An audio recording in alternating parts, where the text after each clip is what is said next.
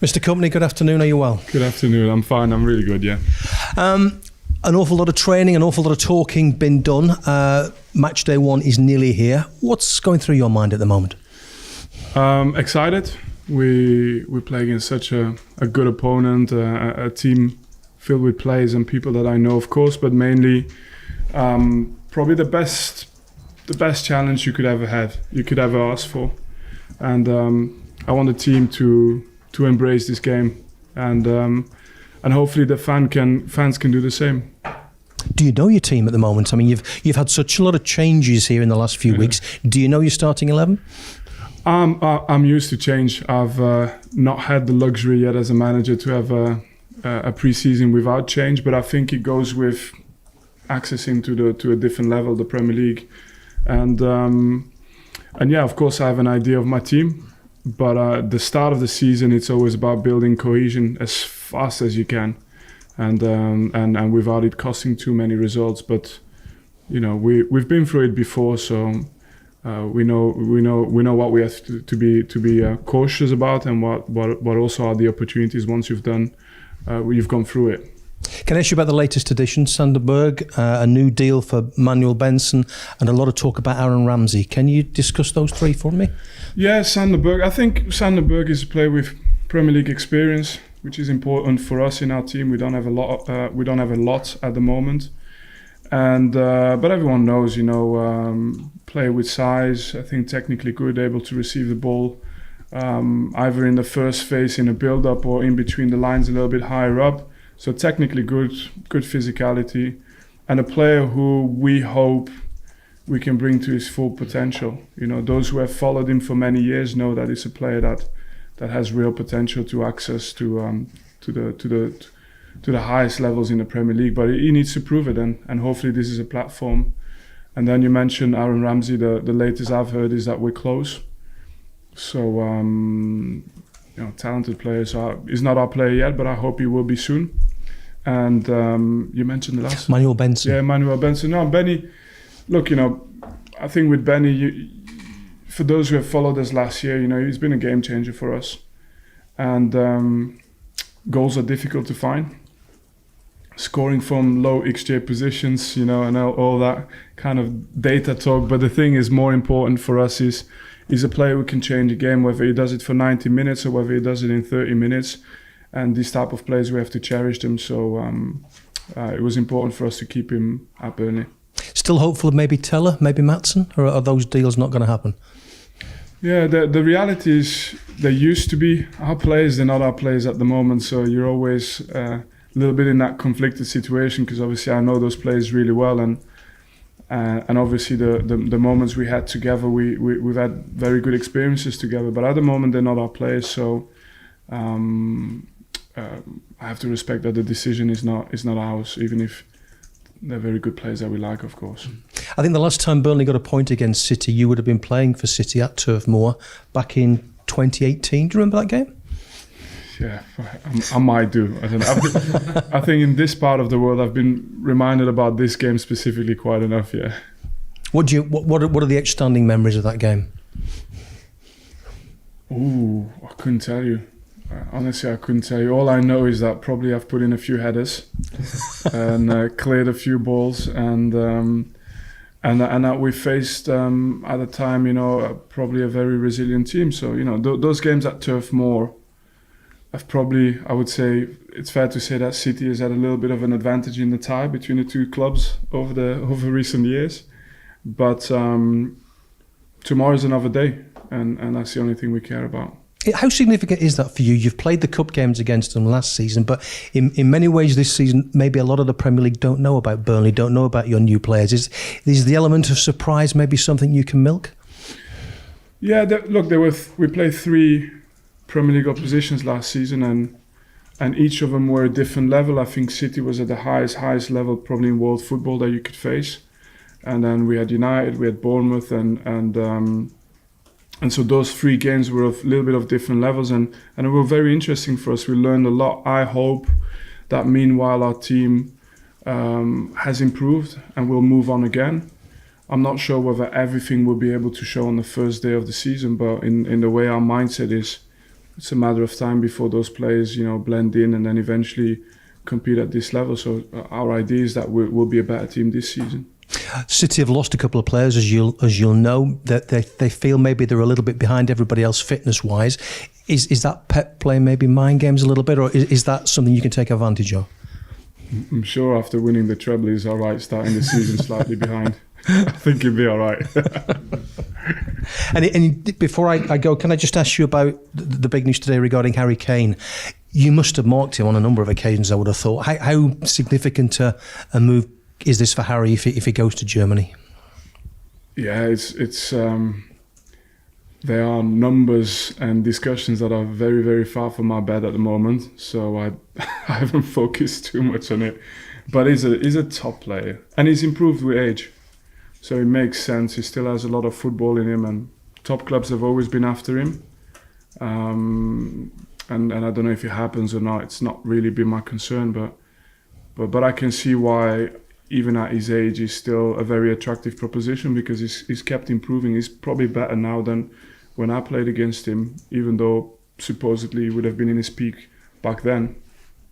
You play the third game, I think, so I suppose in a way if he does go, Spurs without Harry Kane is good for you, isn't it? Yeah, but I can't imagine them just sitting on that money coming in and doing nothing with it. So I try not to speculate too much. My preparation is always against the best possible team that we can face. The best version of City tomorrow and the best version of whoever comes after. I'm not too worried about the rest of it. Thanks for your time. Good luck. Thank you. Let's pass it down to John T from Premier League Productions. Thank you, Bill. Benny, good to see you. In the build-up to this one and since the fixtures were announced, have you spoke to Pep or any of your old friends at Man City? This must be one that personally you're really looking forward to. No, I think there's probably been an awkward month where there was just congratulations flying back and forth to, between a lot of the people, So, when you congratulate for the league and then the FA Cup and then the Champions League, and in the end you're like, right, when is the right timing, But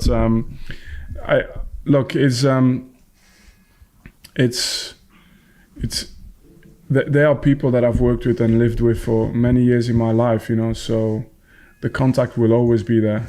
And now for a minute we have to put everything behind us and just go toe to toe, and we'll try and do the best we can. And I'm sure they showed last game that they won't really put the foot off the gas pedal, and that's something we love as well about it, Your pre-season has seemed absolutely meticulous.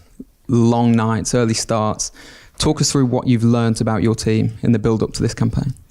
The pre-season for us was it was an extended pre-season, but it was the best decision we made. It's so valuable because and even at our level, you get put to sleep a little bit by success. You win a lot of games, everything is nice, you're the best team, and you go to the next level. And even to be fair, the games we played against the Premier League opposition last year gave us a feeling that we were on the right track. But the biggest thing is to recognize what the level is that's required to be able to compete next season. And I think this pre-season gave us the time to be together, reassess the levels, look at what we wanted to become, and just act. And I think that's what we've done. It's been a really valuable period of time. But the most valuable period of time comes obviously now with the games and the new players coming in. And yourself, I'm really big on cohesion and that aspect of a squad. But you can't force that. I hope I can trim it from 3 months to, rather than 6 months, make it 3 months or 2 months. But that's the nature of the game we're going to be playing now. Thank you, Vinny. Best of luck. Thank you. Hi, Vinny. Adam from Radio Lancashire. Hello. Hi. Just going back to Sander Berge, has it been a conscious decision to add height to the team, given he's, I think, 6'5"? Yeah, but we're in a market where usually we compromise, right? Unfortunately, you got to compromise on something. If you want height, speed, good on the ball, like they'll play in the opposition team tomorrow. And it's a different price tag. And I think with Sander, the opportunity in terms of the profile is that he has the potential, but it's time to show it. And with us, I think he's in an environment where we don't need him to be perfect yet. We just need him to be willing to go to his best level, and that's exciting for us. If you bring Ramsey in as well, that obviously gives you plenty of options in midfield as well, doesn't it? Yeah. And I think with Sander, you have someone that's ready now to add to the people that we already have. But it won't be long before. I mean, for those who have followed the Championship and know a little bit about the upcoming talents in English football, it won't be long before I think Ramsey is also. It will be an English international for me. It's just a matter of time. And we're going to be a big part of that journey, I think. But we don't have to force it. We just have to. These type of players, you go with them, and then at a moment it becomes clear, and then you give them a chance. Are we going to see evidence of a change in style for you? Do you have to change from the Championship to play in the Premier League and be competitive and successful? I think you have to adapt and evolve. Name me one style that guarantees you success and one style that makes you go down. You can go through every flavour you want going down and every flavour you want winning the leagues. Maybe not in recent years, to be fair.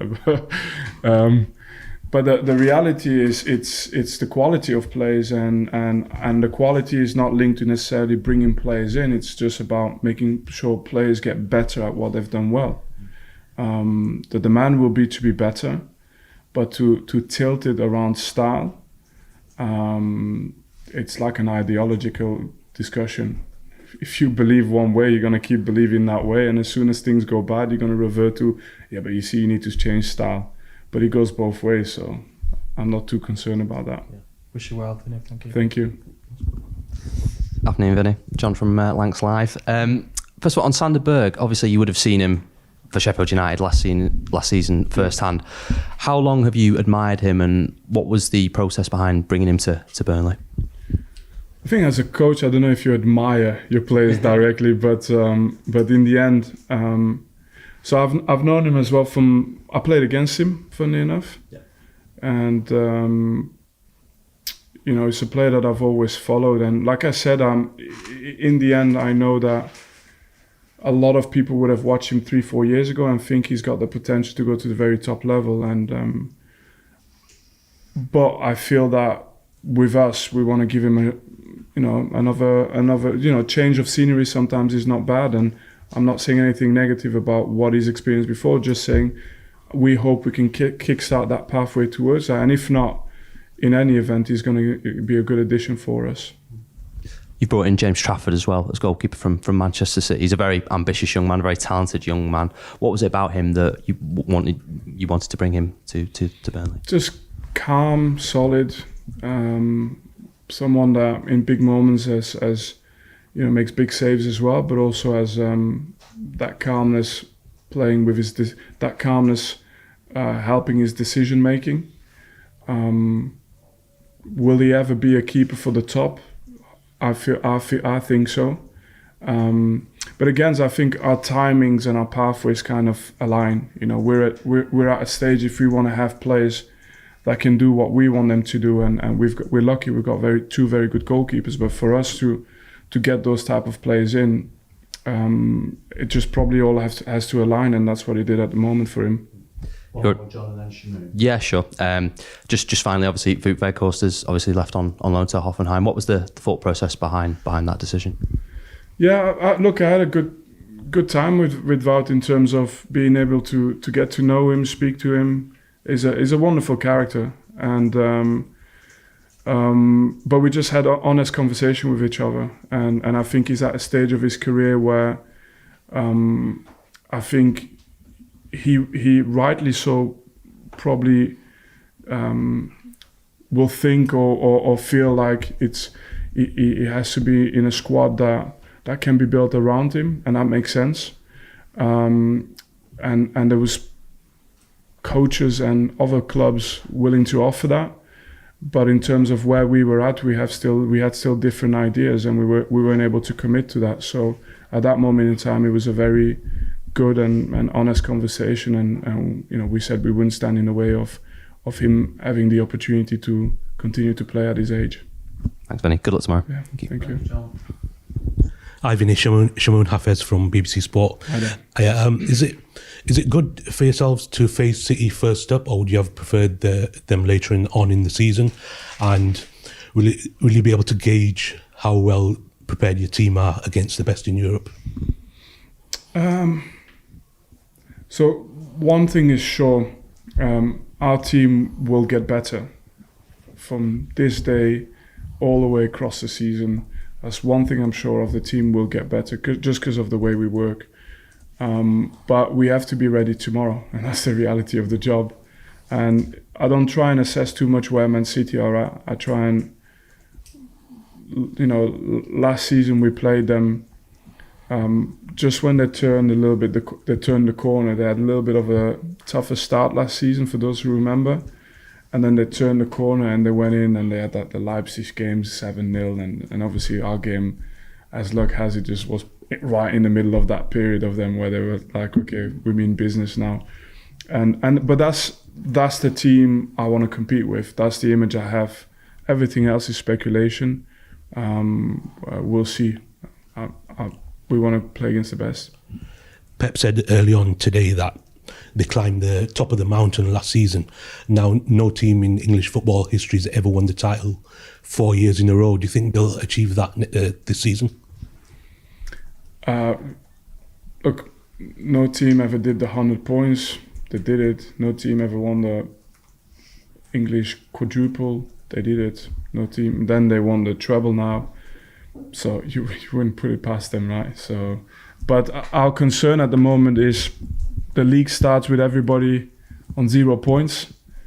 So our concern is to get the best out possible for us. That's what we care about at the moment. Yeah, from the number of signings that you've made, probably Sander Berge and Zeki Amdouni are the ones that are most eye-catching. Who are you most excited about seeing on that pitch? Yeah, they're all eye-catching to me, but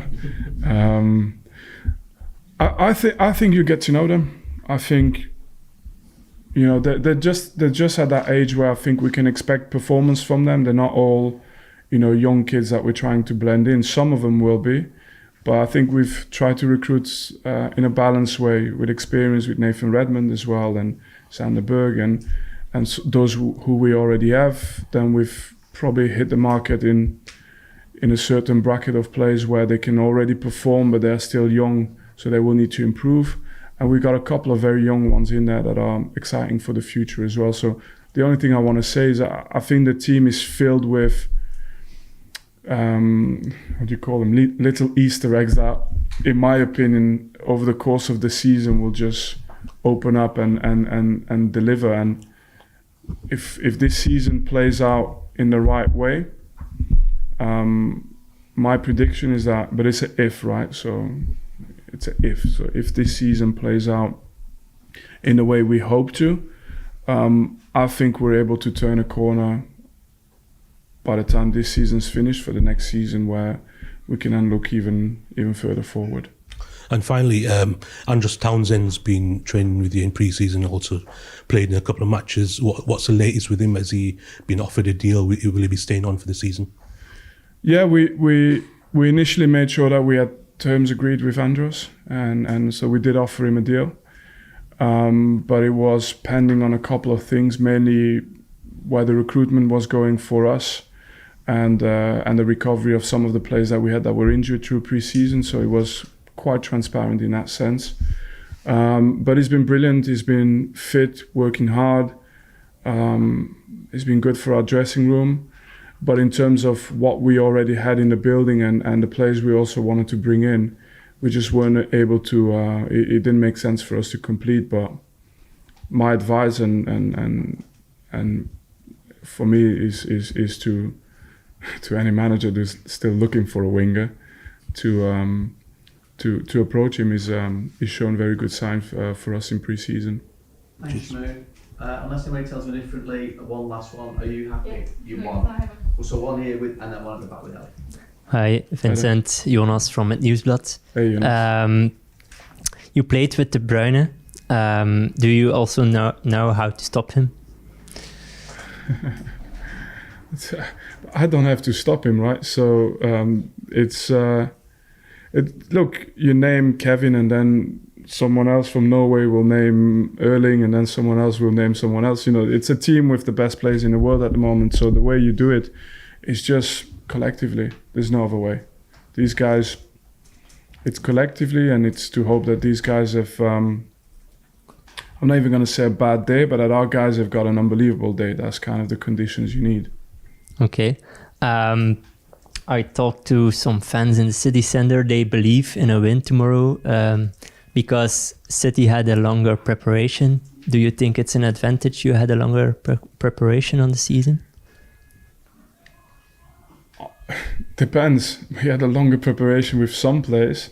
Where, you know, all these other guys have just come in the building, but we still wanted that because it would help us kind of understand throughout the process what the level was of the squad. Now, in response to your question, the fans have to hope every game, and that's what we want to give. And the players, the coaches, our responsibility is to try for every game to give them something to believe in, and that's how we start this game, definitely. Thank you, Jonas. Okay. And Elliot at the Thanks. back. Do I need the microphone? No, yeah, we can hear you. Okay. Hi, I'm Eleanor from Press Association. You mentioned James Trafford earlier. Do you feel like he's ready for the Premier League right now? I think it's the eternal question to any player that's ever made a debut, and we speak about Harry Kane and where he's going. There's always someone that needs to believe in a player and give him a start. So in terms of the talent and in terms of what I think his actual level, what his level will become, I have no doubt. I'm pretty sure that if it's not now, and I'll leave it a little bit to speculation because it helps me, but if it's not now, I'm pretty sure that it's going to be me giving him his debut in the Premier League, and that's the most important thing, that one day he gets his debut, because that's where he belongs. And the rest is like every young player, you know, you make mistakes, you learn, and the top ones learn really fast. Just for you personally as well, how much are you looking forward to testing yourself in the Premier League against the best manager? Yeah, it's the level in the Premier League in every aspect is, in my opinion, probably the best in the world. And there was a time where it was debatable, right? You could say we have the best players, maybe not the best coaches, or you could say we have the best this, but not the best infrastructure. I think there was a time where it was debatable. I think now everything in this league is of the highest level, and I want to be amongst it personally. But in the end, my job is to make others better, and I really am passionate about it. I want to give the tools and help to my team to get a say in this league as well.